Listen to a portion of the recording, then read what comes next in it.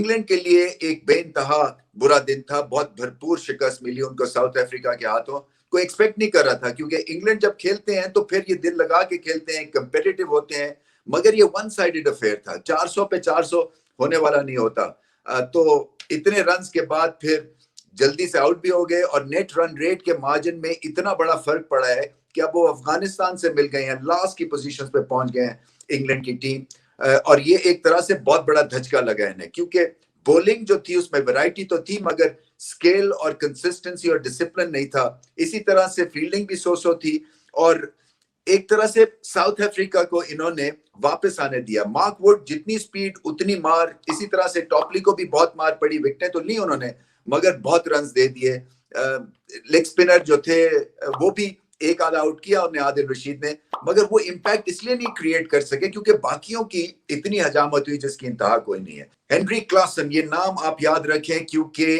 पहले इनका कुछ खास नाम नहीं था, मगर बड़ी स्टेज पे बड़ी परफॉर्मेंसेस दिखा रहे हैं, और 60 बॉलों में अगर कोई 100 कर देता है, और एक तरह से एक टेल एंडर के साथ, जैनसन के साथ, जब वो इनिंग्स को दोबारा से खड़ा करते हैं, और खड़ा नहीं करते हैं बल्कि हलाकू खान बन जाते हैं, तो इसका मतलब यही है कि साउथ अफ्रीका डीप बैटिंग उनकी लाइनअप है और कभी भी पलट के ये वार कर सकते हैं। बहुत बड़ी इनिंग्स इन्होंने खेली, क्योंकि 5 विकेटें गिर गई थी 230-40 के ऊपर, और उसके बाद 400 कर देना है, कोई 150 रन की पार्टनरशिप को 14 रन पर ओवर के हिसाब से छठे नंबर पे इस तरह की पार्टनरशिप लग जाना छठी विकेट की, ये बहुत बड़ी अचीवमेंट है साउथ अफ्रीका की। क्योंकि उस वक्त तो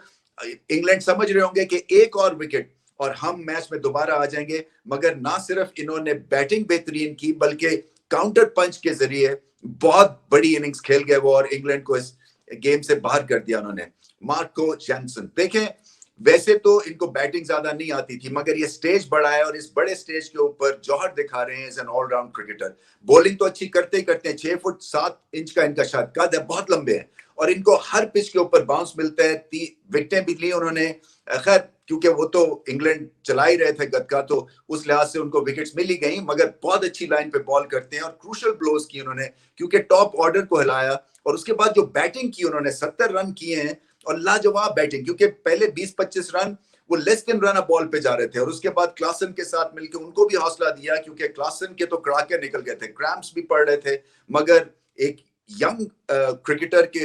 होते हुए भी उन्होंने क्लासन को समझाते रहे कि आपने आउट नहीं होना। और ये पार्टनरशिप जो थी, ये कमाल की पार्टनरशिप थी, बड़ी जबरदस्त शॉट्स खेली, और मार्क वुड के खिलाफ जो एक ओवर में उन्होंने धुनाई की वो भी बहुत देर तक याद रहेगी। पक्की शॉटें खेली और टेम्परमेंट और सोच बल्लेबाज जैसी थी। ये असल में क्रिटिकल चीज थी कि एक यंगस्टर के लिए ये माइंडसेट रखना कि मैं यहाँ पे हूँ, मैं टीम के लिए खेलूंगा, मैं ये पार्टनरशिप में इन्वॉल्व हूँ, गेम अवेयरनेस भी थी, और फिर अपने आप को बैक किया एज अ प्रॉपर बैट्समैन। सो बहुत अच्छी इनिंग्स, और फ्यूचर के लिए बहुत ही फायदेमंद साबित होंगे साउथ अफ्रीका के लिए, क्योंकि साउथ अफ्रीका को भी ये पता चल गया है कि अगर